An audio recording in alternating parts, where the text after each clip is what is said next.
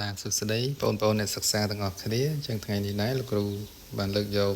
ទាក់ទងការចែកពភាគមកជូនបង្ហាញជូនបងប្អូនទាំងអស់គ្នាអញ្ចឹងពភាគ2/3ចែកនឹង6/7អញ្ចឹង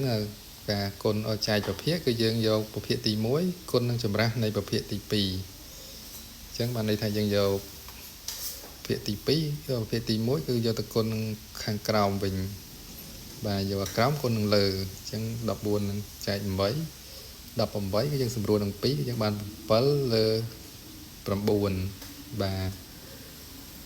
អូខេហើយមួយទៀតគឺដូចគ្នាដែរគឺយើងគុណនឹងចម្រាស់ពភាគទី2បាទអញ្ចឹងគឺ2គុណនឹង4គឺស្មើនឹង8ហើយ5គុណនឹង3ស្មើនឹង15អញ្ចឹងអានេះគឺយើងអត់សម្រួលកើតគឺយើងទុកនៅដដែល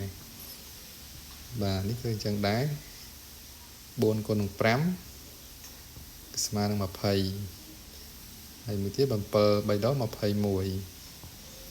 អញ្ចឹងអត់សម្រួលបានដែរគឺយើងទុកកសាដដែល3គុណនឹង7 21បាទ5គុណនឹង5 25អញ្ចឹងពភាគនេះក៏មិនអាចសម្រួលកើតដែរគឺយើងរក្សាទុកនៅដដែលដែរបាទសូមអរគុណច្រើនបងប្អូនទាំងអស់គ្នាដែលបានចូលមកមើលទាំងអស់គ្នា